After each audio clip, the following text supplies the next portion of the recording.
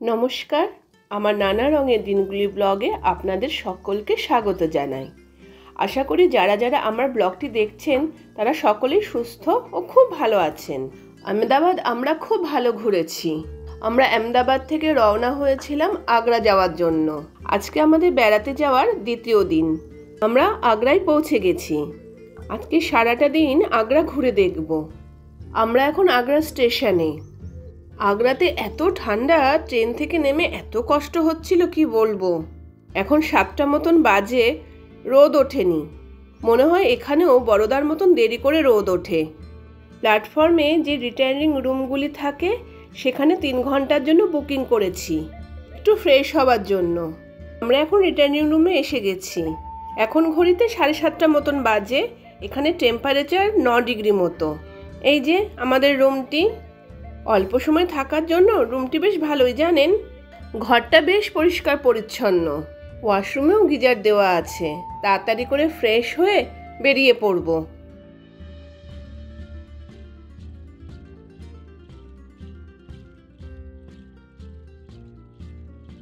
আমরা ফ্রেশ হয়ে চলে আসি একটু সকালে খাওয়া দাওয়া করতে। প্ল্যাটফর্মে যে ফুড জোনগুলি থাকে সেখান থেকে সকালের খাবারটা খেয়ে নিচ্ছি। আর একটু স্যান্ডউইচ খাচ্ছে, আর আমরা দুজনে ছোলা ভাটুরে নিলাম। প্ল্যাটফর্মের উপরে খাওয়ার দোকানটি হলে কি হবে, খেতে খুবই ভালো ছিল। খাবারের দোকান থেকে বেরিয়ে আমরা সারাদিনের জন্য একটা গাড়ি ভাড়া করি। এখন যাচ্ছি ইদমাত-দৌলা। এখানে প্রচুর টোটো চলে। কত টোটো দাঁড়িয়ে আছে বাইরে দেখুন। আমরা এখন রয়েছি ইদমাত-দৌলাতে। ইদমাত-দৌলাকে বেবি তাজমহলও বলা হয়ে থাকে।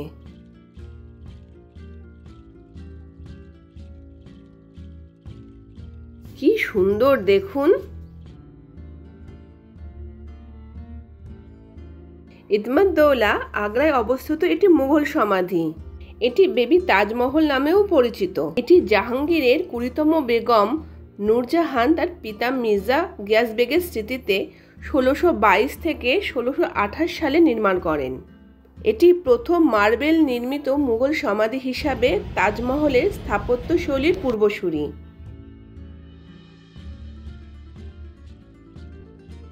খুব সুন্দর জালির কাজ, চারবাগ বাগান এবং রঙিন পাথরের খোদাই এটিকে অপূর্ব সৌন্দর্যমণ্ডিত করেছে।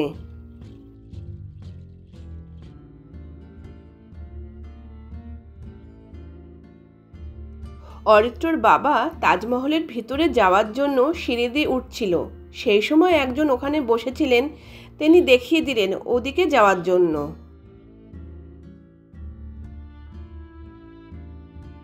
ও, এবার বুঝলাম কেন আমাদেরকে এদিকে পাঠালো।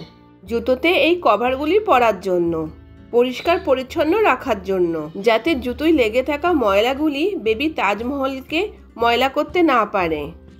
ব্যবস্থাটা ভালোই বলুন। এই ঠান্ডার মধ্যে জুতো তো আর খুলতে হলো না, আবার জায়গাটিও পরিষ্কার থাকলো। এই যে আমিও জুতোর কভার পরে নিয়েছি। অরিত্রও পায়ের জুতোতে কভার পরে নিয়েছে।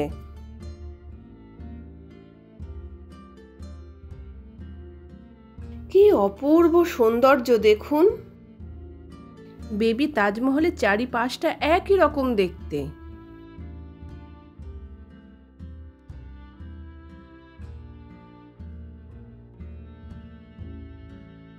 এই যে দেখছেন, এই সমাধি হচ্ছে নূরজাহানের পিতা মির্জা গিয়াস বেগের।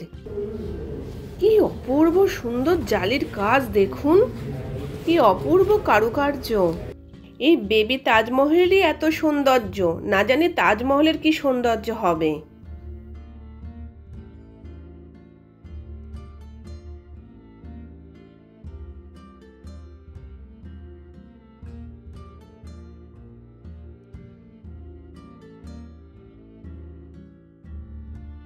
আমরা এখন বেবি তাজমহল থেকে বেরিয়ে যাচ্ছি। এখন যাব আগ্রা রেড ফোর্টে।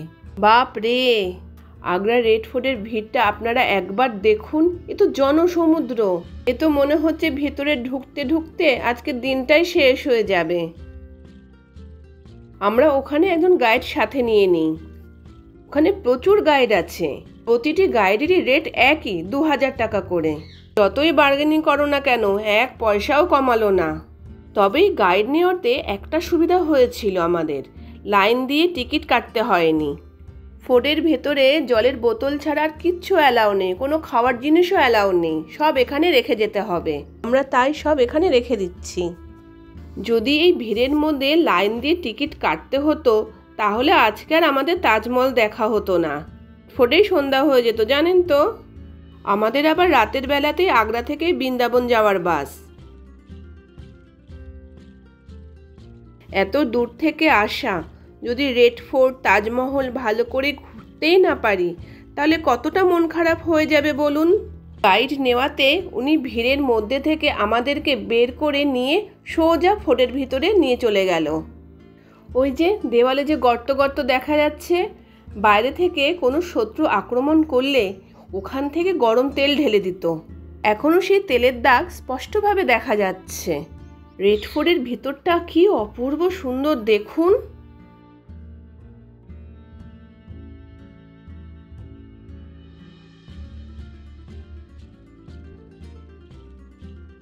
আগ্রা ফোর্ট মানে আমাদের লালকেল্লা, এটা কিন্তু একটা দারুণ জায়গা।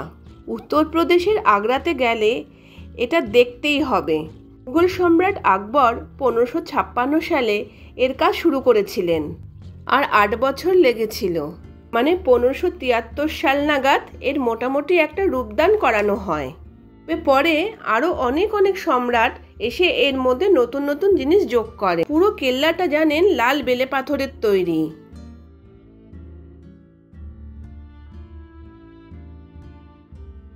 আর ভেতরে দেখলে মন ভরে যাবে, সুন্দর সুন্দর মহল, দরবার হল, মসজিদ, আরও কত কি। আগ্রা ফোর্ট দেখলে মুঘলদের স্থাপত্যের কেমন কারুকার্য ছিল সেটা বেশ ভালো বোঝা যায়। আর হ্যাঁ, এটা কিন্তু ইউনেস্কো ওয়ার্ল্ড হেরিটেজ সাইটের মধ্যে পড়ে, মানে আপনারা বুঝতেই পাচ্ছেন এর কত দাম। वो तो रोशन आरा का बेटी का डोली हो गया, ये जहान आरा का पैलेस है, वो वाला कॉर्नर। और ये मास्टर बेडरूम है शाहजहां का, जिसको नाम दिया गया खास महल। खास एक पर्शियन वर्ड है, खास means special, Mahal means palace, which means special palace. क्या स्पेशल? দেখুন দূর থেকে তাজমহলটা কি অপূর্ব না দেখতে লাগছে, কি অসাধারণ কারুকার্য, বাপ রে। বৃদ্ধকালে শাহজাহানকে এখানেই বন্দি করে রেখেছিলেন औरंगजेब। देख रहे हैं कहते हैं Diwan-e-Khas. Diwan means court, khas means special, special kind of court for the special ministers, for the special king with the special sovereigns. The king did the meeting, जहाँ पर costly jewelleries, perfumes, carpet, leather, gems stone वहाँ बेचा जाता है। এরপর আমাদের ভালোভাবেই ঘোরা হয়ে গেছে। এবার আমরা যাচ্ছি পৃথিবীর 7ম আশ্চর্য ভালোবাসার প্রতীক তাজমহলে। এখানেও সে একই রকম ভিড়, তবে আমাদের গাইড আমাদের সাথে ছিল বলে এখানেও ভিতরে প্রবেশ করতে আমাদের কোনো অসুবিধা হয়নি।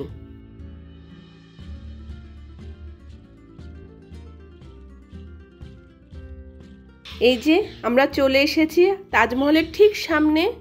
কি অসম্ভব সুন্দর লাগছে, আপনাদেরকে আমি ভাষায় প্রকাশ করতে পারবো না। এখন আমি যতই বলি না কেন সেটা বলাই যেন কম হবে। একেবারে বাকরুদ্ধ, কি এক অসাধারণ অনুভূতি হচ্ছে তা আমি আপনাদের বোঝাতে পারবো না। ছোটবেলা থেকে এই তাজমহল সম্বন্ধে কত কথা শুনেছি, পড়েছি, ছবি দেখেছি। আজকে আমি আমার সব থেকে ভালোবাসার 2টি মানুষকে নিয়ে আমি সেই জায়গায়। ছোট থেকে কতবার ভেবেছি একটাবার তাজমহলের সামনে যাব, নিজের চোখে এই বিশাল ইমারত, ভালোবাসার স্মৃতিস্তম্ভ দেখব। সেই স্বপ্ন আজকে আমার এত দিন বাদে সত্যি হলো। মাঝে মাঝে মনে হচ্ছে আমি কোনো স্বপ্ন দেখছি না তো। শ্বেত শুভ্র মার্বেল পাথরের দীর্ঘাকায় তাজমহল আমাকে যেন কোনো এক অন্য জায়গাতে নিয়ে যাচ্ছে। এতদিনের অতি প্রত্যাশিত আশা আমার ঠিক চোখের সামনে। আমি আপ্লুত, আমি আনন্দিত। আমি আমার স্বামীকে আজকের দিনের জন্য অনেক ধন্যবাদ জানাই, এই এত সুন্দর জায়গায় নিয়ে আসার জন্য, আমার এতদিনের দেখা একটি স্বপ্নকে সত্যি করার জন্য। তাজমহলকে নিয়ে কটি কথা না বলে পাচ্ছি না। আপনার সকলেই কম বেশি নিশ্চয়ই জানেন তাজমহল নির্মাণ শুরু হয়েছিল 1632 খ্রিস্টাব্দে, আর প্রায় 22 বছর ধরে এর কাজ চলেছিল। শাহজাহানের মৃত্যুর পর 1666 খ্রিস্টাব্দে এটি সম্পূর্ণ হয়। বোঝাই যাচ্ছে কত সময় আর কত মানুষের পরিশ্রম লেগেছিল এই অসাধারণ স্থাপত্য তৈরি করতে। এই দীর্ঘ সময় ধরে প্রায় 2000 শ্রমিক, শিল্পী আর কারিগর এর সাথে যুক্ত ছিল। তাজমহল শুধু একটা সুন্দর স্মৃতিসৌধ নয়, এটা ভালোবাসার একটা প্রতীক। মুঘল সম্রাট তার প্রিয় স্ত্রী মমতাজ মহলের অকাল মৃত্যুতে এতটাই শোকাহত ছিলেন যে তার ভালোবাসার নিদর্শন স্বরূপ এই অসাধারণ স্থাপত্য তৈরি করেন। পুরো তাজমহলটাই সাদা মার্বেল পাথরের তৈরি, আর কারুকার্য দেখলে তো চোখ জুড়িয়ে যায়। মনে হয় যেন শিল্পীরা তাদের সমস্ত ভালোবাসা আর দক্ষতা দিয়ে এই কাজটা করেছেন। শুধু তাই নয়, তাজমহলের চারপাশের বাগানটিও খুব সুন্দর করে সাজানো। অনেকে বলেন রাতের চাঁদের আলোয় তাজমহল দেখলে নাকি আরও বেশি সুন্দর লাগে। তাজমহলের ভেতরে যে পাথরগুলি ব্যবহার করা হয়েছে সেগুলো নাকি বিভিন্ন দেশ থেকে আনা হয়েছিল। এখানেও সবাইকে জুতোতে কভার পরে নিতে হচ্ছে। বেবি তাজমহলের জুতোতে পরানো কভারগুলি ফ্রিতে ছিল, এখানে 10 টাকা করে কভারগুলি কিনতে হচ্ছে। তাজমহলের চারিদিকটা একই রকম দেখতে। এই যে এখানে মমতাজ আর শাহজাহানের সমাধি রয়েছে, দুটি সমাধি পাশাপাশি। তাজমহল ঘুরে আমার অসম্ভব ভালো লেগেছে। যদি আবার কোনোদিন সম্ভব হয় আমি এখানে অবশ্যই আসতে চাইব। অসাধারণ এক অভিজ্ঞতা, অসাধারণ এক ভালোবাসা নিয়ে আমরা এখন তাজমহল থেকে বিদায় নেব। আমরা ফিরে যাওয়ার সময় রেড ফোর্টের সামনে আবার একটু দাঁড়ালাম। দেখুন রাতের বেলা রেড ফোর্টটা কি অসম্ভব ভালো লাগছে। এবার আমরা এখান থেকে যাব যেখান থেকে বৃন্দাবনের বাস ছাড়বে। আগ্রা থেকে বৃন্দাবন যেতে 2 ঘন্টা মতন সময় লাগে।